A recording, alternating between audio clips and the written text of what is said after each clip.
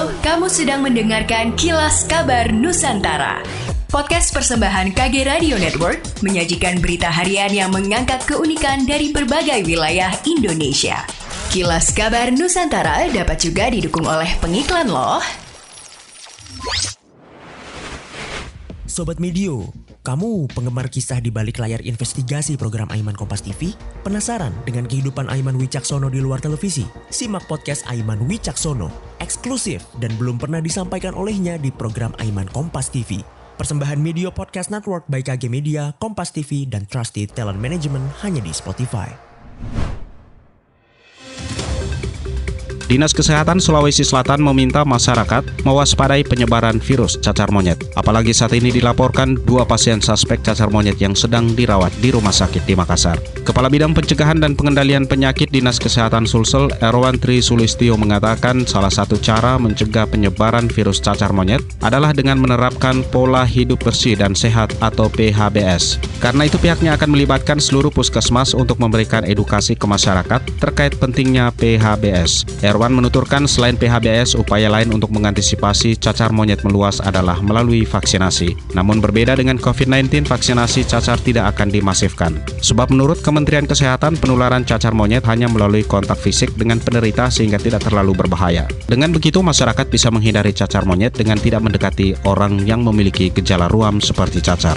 Bawaslu Kabupaten Kepulauan Sitaro menerima aduan warga terkait dugaan pencurian identitas untuk dimasukkan menjadi anggota dan pengurus partai politik. Warga mengaku tidak pernah memasukkan KTP ke partai politik terdaftar, namun namanya tercatat sebagai pengurus partai. Komisi Pemilihan Umum Kepulauan Sitaro sejak 16 Agustus hingga 29 Agustus 2022 melakukan verifikasi administrasi partai politik. Hendrik Kundimang, Kepala Divisi Teknis KPU Sitaro mengatakan, di wilayah Sitaro terdapat 18 parpol yang memiliki kepengurusan dan anggota.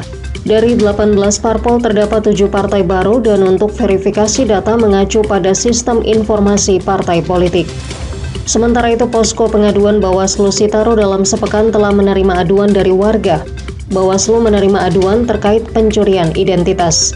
Hendrot Tatengking, pimpinan Bawaslu Sitaro mengatakan, warga mengaku tidak pernah memberikan KTP atau identitas lainnya untuk menjadi pengurus parpol, namun justru terdaftar menjadi pengurus partai politik.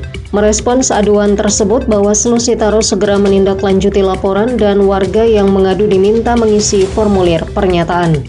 Kejaksaan Negeri Kejari Pontianak menahan seorang pegawai Badan Usaha Milik Negara BUMN yang tersandung perkara dugaan tipikor di kantor PT Pegadaian UPC Tabrani Ahmad dan PT Pegadaian UPC Wahid Hashim pada kantor PT Pegadaian Persero wilayah 4 Balikpapan di Pontianak, Selasa 23 Agustus sekitar pukul 15.30 waktu Indonesia Barat. Kepala Kejari Pontianak Wahyudi didampingi Kasih Bitsus Hariwibowo bersama Kasih Intel Rudi Asnanto menceritakan kronologi oknum pegawai berinisial DT melakukan aksinya.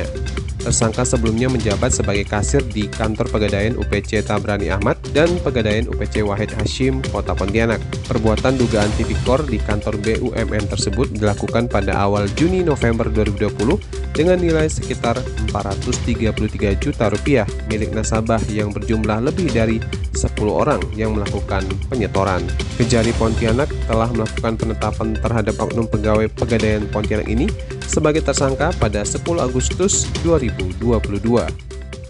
Demikianlah Kilas Kabar Nusantara pagi ini.